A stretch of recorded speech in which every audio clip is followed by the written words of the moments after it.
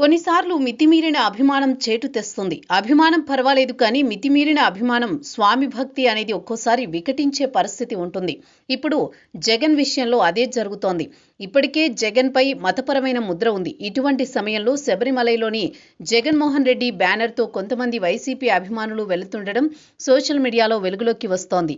వారు తమ అధినేత మీద అభిమానంతో ఆ పని చేయొచ్చు, కానీ ప్రజల్లోకి మరోలా వెళుతుంది. రాజకీయ ప్రత్యర్థులు సైతం వ్యతిరేక ప్రచారం చేస్తారు.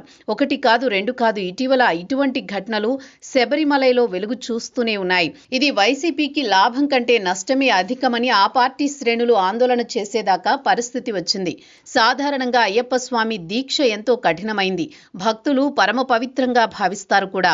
దక్షిణ రాష్ట్రాల్లో ప్రతి సంవత్సరం అయ్యప్ప దీక్షాపరులు పెరుగుతున్నారు. 41 రోజుల పాటు దీక్ష చేసి శబరిమలైలో విరమణ చేస్తారు. దీక్షలో ఉన్నప్పుడు ప్రతి నిమిషం అయ్యా అప్ప నామస్మరణతోనే ఉంటారు. శబరిమలైలో అయ్యప్ప శరణు ఘోష వినబడుతుంది తప్ప మరొకటి ఉండదు. భవబంధాలు విడిచిపెట్టి అయ్యప్ప దీక్షలో ఉండే భక్తులు ఎంతో కఠినంగా ఉండాలి. ఆహార నియమ నిబంధనలు పాటించాలి. గృహ నివాసాన్ని విడిచిపెట్టి సన్నిధానంలో మెలగాలి.